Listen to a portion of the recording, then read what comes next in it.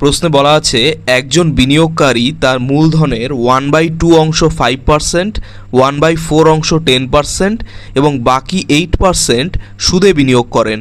যদি 2 বছর পর তার উপার্জন 2800 টাকা হয় তবে তার মূলধন নির্ণয় করো। তাহলে দেখো একজন বিনিয়োগকারী তার মূলধনের হাফ অংশ 5% দেওয়া আছে, 1/4 অংশ 10% দেওয়া আছে, কিন্তু 8% কত অংশ সেটা দেওয়া নেই।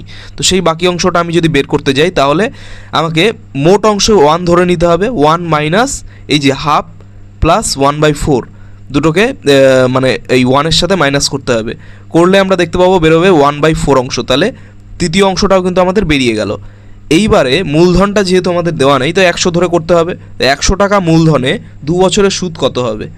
2 ইন্টু 2 বছরের সুদ যেহেতু 2 ইন্টু দেখো 5/2, কারণ 5%-এর সাথে এই যে হাফ যদি আমি ইন্টু করি, উপরে 5 1 যা 5 আর নিচে 2, প্লাস 10/4 দেখো 10 1 যা 10, উপরে 10%-এর সঙ্গে 1 আর নিচে 4, প্লাস 8 রয়েছে 8%, তো 1-এর সঙ্গে যদি করি তো 1 8 যা 8 আর নিচে হচ্ছে 4।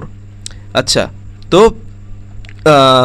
এগুলোকে আমরা যদি ক্যালকুলেশন করি তাহলে দাঁড়াবে আমাদের 14 টাকা।